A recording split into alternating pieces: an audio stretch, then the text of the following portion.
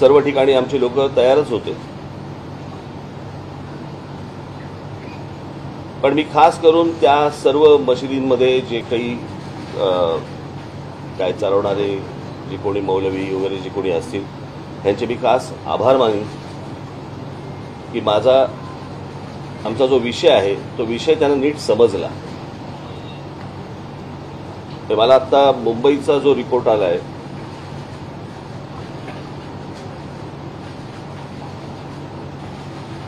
त्या मुंबईच्या रिपोर्टप्रमाणे मुंबईमध्ये 1140 मशिदी आहेत आणि त्याच्यापैकी 135 मशिदींवरती सकाळची अजान 5 वाजायच्या आत लावली गेली।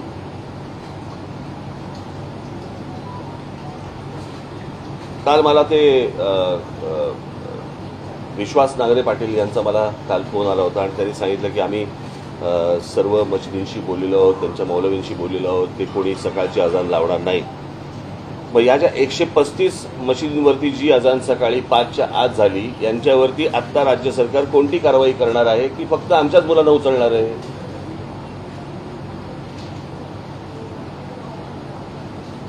एक विषय मला असं वाटतं आपण समजून घेतला पाहिजे। हा विषय क्रेडिटचा नाही आहे की हे आमच्यामुळे झालं किंवा कोणामुळे झालं, हा विषय नाही आहे। मला असं वाटतं की सामंजस्याने जर सगळ्यांनी जर हे विषय नीट हाताळले तर हा विषय सगळ्यांचा आहे।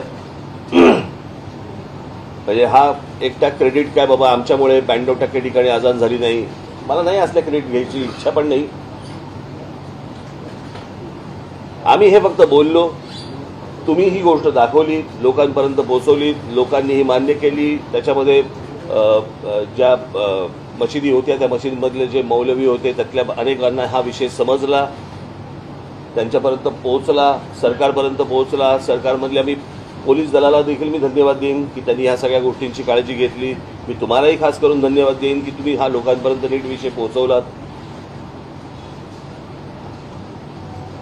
त्याच्यामुळे मला असं वाटतं की हा एक कलेक्टिव्ह एफर्ट होता आणि ज्याच्यातनं लोकांना जो त्रास दिवसभराचा होतो तो कमी होईल किंवा बंद होईल ही यातनं अपेक्षा आहे। हा विषय फक्त काही मशिदींवरच्या भोंग्यांचा आहे अशातला भाग नाही। मंदिरांवरती काही ठिकाणी आहेत तेही खाली आले पाहिजे। ज्याचा या गोष्टींचा लोकांना त्रास होतो मला असं वाटतं ती गोष्ट बंद झाली पाहिजे। मला काल विश्वास नांगरे पाटलांनी मला सांगितलं की आम्ही इतक्या आमच्याकडे ॲप्लिकेशन्स आले आणि इतक्या आम्ही मशिदींच्या भोंग्यांना आम्ही परवानगी दिली। मला एक गोष्ट कळत नाही आहे की आत्ता मुंबईत महाराष्ट्रामध्ये ज्या मशिदी आहेत यातल्या बहुतांशी मशिदी या अनधिकृत आहेत।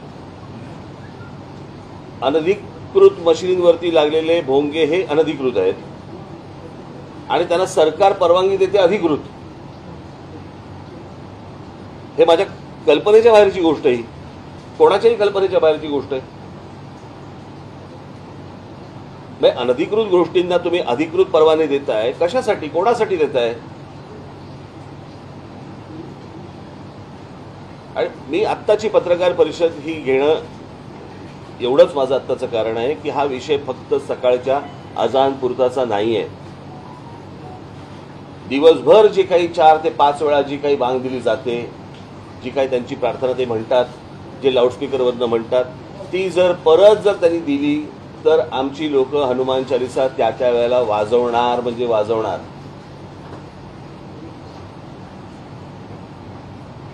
प्रश्न असा आहे की सुप्रीम कोर्टाच्या आदेशाचं पालन जर समजा तुम्हाला करायचं असेल तर सुप्रीम कोर्टाने सांगितलेले डेसिबल्स मी काल माझ्या पत्रामध्ये दिलेले आहेत। साधारणपणे जिकडे लोकवस्ती असते त्या लोकवस्तीमध्ये 45 ते 55 डेसिबल पर्यंत तुम्ही स्पीकर लावू शकता परवानगी घेऊन।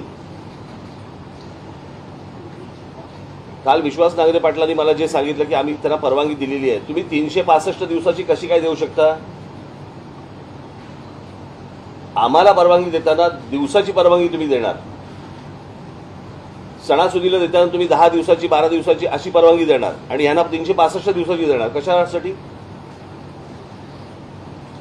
आणि मला असं वाटतं ह्यांनी पण रोजच्या रोज परवानगी मागितली पाहिजे, तीही सुप्रीम कोर्टाने सांगितलेल्या डेसिबलच्या नियमात बसून। आता ते जे 45 ते 55 डेसिबल सांगितलंय म्हणजे आपल्या घरचा जो मिक्सर असतो त्या मिक्सरचा जो आवाज येतो तेवढे डेसिबल, याच्यावरती जाता येणार नाही. आता प्रश्न असा आहे, मी सांगितलं होतं की हे पहिले भोंगे खाली उतरवा. पोलिसांना काय एकच धंदा आहे का रोज सकाळी डेसिबल मोजत बसायचं? लोकांनी फक्त एवढीच गोष्ट करत बसायची का की यांचे डेसिबल जास्ती आहे का कमी आहे? तुम्हाला प्रार्थना म्हणायची आहे, तुम्हाला तुमच्या मशिदीमध्ये प्रार्थना म्हणायची आहे, म्हणा. तुम्हाला माईक लागतो कशाला आणि लाऊडस्पीकर लागतो कशाला? कोणाला ऐकवायचंय तुम्हाला? त्याच्यामुळे आमची जी मागणी आहे की ह्याच्यावरचे अनधिकृत हे भोंगे हे खाली उतरले गेले पाहिजेत, उतरवले गेले पाहिजेत. आणि जोपर्यंत हे उतरवले जाणार नाहीत तोपर्यंत आमचं आंदोलन चालू राहणार. हा विषय आंदोलनाचा एक दिवसाचा विषय नाही आहे, हा कायमचा विषय. जोपर्यंत ह्याचा निर्णय लागत नाही तोपर्यंत हे असंच चालू राहणार. आम्ही जे सांगतोय जे सरकार सांगतोय आम्ही सुप्रीम कोर्टाच्या आदेशाचं पालन करतोय. मग जर करायचं असेल तर पूर्ण करा. यांना जर वाटत असेल की आमचं आज झालंय सगळीकडे बँडो ठिकाणी काही काय अजान झाली नाही म्हणून आम्ही काहीतरी खुश होऊ वगैरे, अजिबात होणार नाही. हे दिवसभरामधल्या ज्या काही वांगा दिल्या जातात त्या देखील त्याच डेसिबलमध्ये लागल्या पहिल्या पाहिजे. त्याच्यापेक्षा जर जास्ती लागल्या गेल्या हनुमान चालीसा चालू राहणार.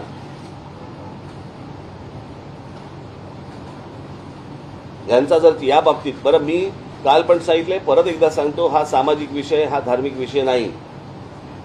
याला जर धार्मिक वळण द्यायचा जर त्यांनी प्रयत्न केला तर त्याला आम्ही धार्मिक वळण देऊ. आमची अजिबात इच्छा नाही की कुठे शांतता बिघडावी या महाराष्ट्रातली, देशातली, किंवा कुठे दंगली व्हाव्यात. अजिबात इच्छा नाही, गरज पण नाही. तुमच्या जर लक्षात असेल तर परवा दिवशी माझ्या संभाजीनगरला भाषण चालू असताना ज्या वेळेला तिकडे बांग दिली गेली त्यावेळेला मी हे पोलिसांना सांगितलं. अन्यथा ते जर भडकवायचं असतं तर तिथे काय लेवल प्रकरण झालं असतं मला जरा सांगा. सो आम्ही ही गोष्ट शांततेमध्ये समजून सांगतोय. सरकारनी पण ती गोष्ट ऐकावी, समजून घ्यावी, पोलिसांनी समजून घ्यावी. आता त्या आमच्या लोकांची धरपकड कशासाठी धरपकड करते मला कळत नाही. मला मोबाईलच्या काळात कम्युनिकेशनची साधनं एवढी सगळ्या बाजूनी असताना तुम्ही माणसं पकडून काय होणार आहे? हातामध्ये काय लागणार तुमच्या? हे अजून 60-70च्या दशकामधला विचार करतायत का की राज ठाकरेचं भाषण सुरू झाल्यावरती तिकडची वीज बंद करा? अरे वीज काय बंद करायची? मोबाईलवरती दिसतं की भाषण. इतका मूर्खपणा आहे कुठच्या काळामध्ये जगतात मला कल्पना नाही.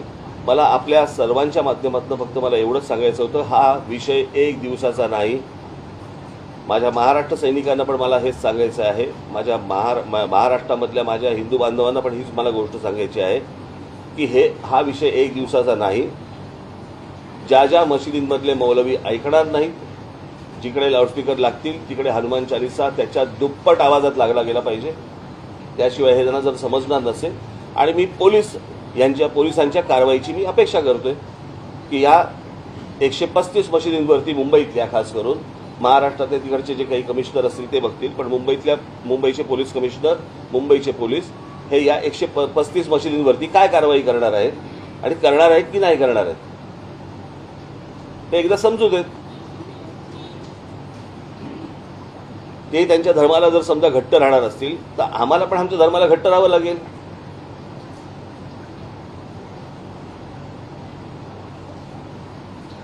याचा पोलिसांनी विचार करावा, सरकारने विचार करावा. आणि मला असं वाटतं की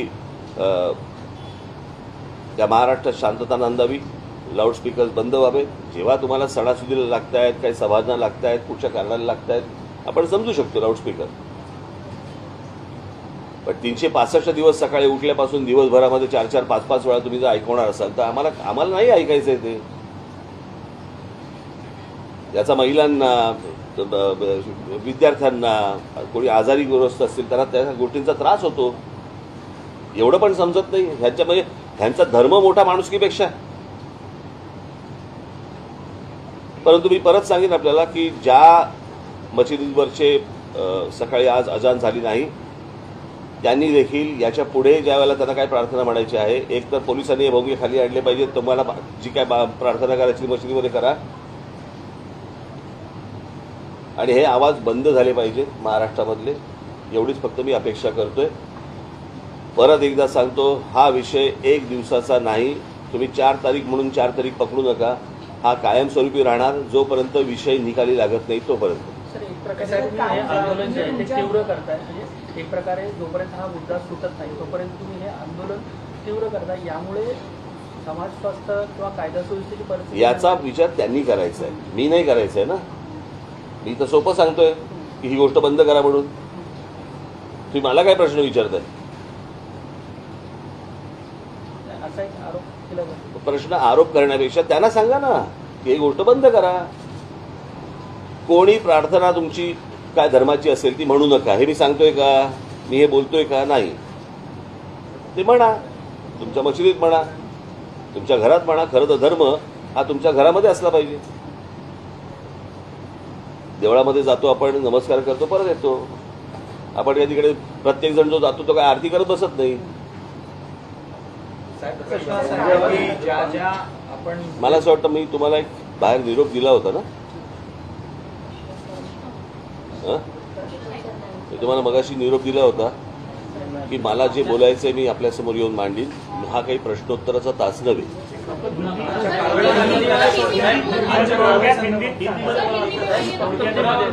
मैंने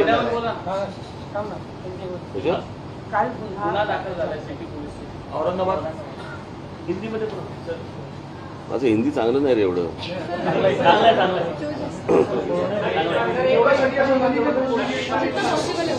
हमारे कार्यकर्ता का धरपकड़ा जो चल रहा है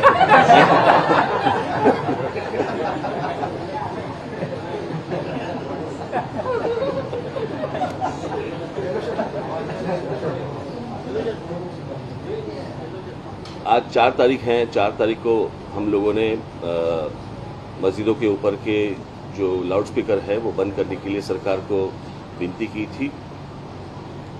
और 4 तारीख के बाद हम लोग अगर लाउडस्पीकर चलाए गए तो उसके सामने हम लोग हनुमान चालीसा इस महाराष्ट्र में, देश में लोग चलाएंगे, लाउडस्पीकर के ऊपर चलाएंगे, ये हम लोगों ने कहा था. उसके हिसाब से अगर महाराष्ट्र में आज का मुझे जो समझ आया है, जो सुबह मुझे बताया गया, उसके हिसाब से कुछ 1400 या 1500 कुछ मस्जिदें हैं. और उसके ऊपर से 135 मस्जिदों के ऊपर सुबह 5 बजे के पहले जो सुप्रीम कोर्ट ने जो बताया वो नियम तोड़कर 135 मस्जिदों के ऊपर सुबह अजान लगाई गई लाउडस्पीकर के ऊपर. मैं पूछ रहा हूँ महाराष्ट्र की पुलिस को, इन 135 मस्जिदों के ऊपर आप कौन सी कार्रवाई करने वाले हैं? आप हमारे कार्यकर्ताओं को पकड़ रहे हैं और इनके ऊपर कौन सी कार्रवाई कर रहे हैं? आपको मैं बता दूं कि ये एक दिन का आंदोलन नहीं है, ये जारी रहेगा.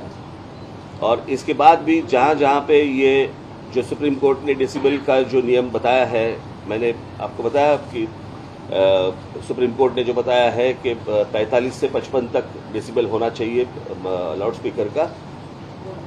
45 से 55 डेसिबल का लाउडस्पीकर होना चाहिए. इसका मतलब है हमारे घर में हम लोग जो मिक्सर लगाते हैं, ग्राइंडर मिक्सर जो लगाते हैं, उसका जो आवाज़ रहता है उतना आवाज़.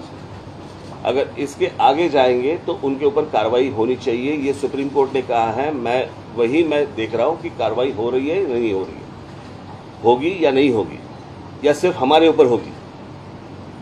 हम इस देश में, महाराष्ट्र में शांतता चाहते हैं, कोई दंगा फसाद नहीं चाहते. हम सिर्फ चाहते हैं कि जैसे मस्जिदों के ऊपर है, अगर इलीगली अगर मंदिरों के ऊपर भी होगा वो भी निकालो आप. ये विषय सामाजिक है, ये धार्मिक विषय नहीं है, ये पहले समझ लो आप. और उसके हिसाब से मुझे लगता है किसी भी सरकार को इस देश में, किसी भी राज्य सरकार को या वहाँ की पुलिस को इस तरह की एक्शन उनको लेनी चाहिए. अगर आप सुप्रीम कोर्ट का अगर आप कंटेम्प्ट ऑफ कोर्ट कर रहे हो तो सुप्रीम कोर्ट इसके आगे क्या करने वाली है ये भी मुझे देखना है. कि एक बार फैसला सुना देती है आप, और फैसला सुनाने के बाद अगर नीचे जो सरकारें हैं वो उसका इम्प्लीमेंटेशन अगर नहीं कर रहे हैं तो फिर फायदा क्या है सुप्रीम कोर्ट का? सुप्रीम कोर्ट का डिसीजन है, डिसीजन के बाद अगर सरकारें नहीं मानती तो क्या करेंगे आगे? और जब निवेदन की भाषा जब नहीं समझ में आती तब आंदोलन की भाषा शुरू हो जाती है. और इसके लिए आंदोलन है। ये एक दिन का आंदोलन नहीं है, ये चालू रहेगा जब तक ये आवाज़ें लाउडस्पीकर बंद नहीं होते तब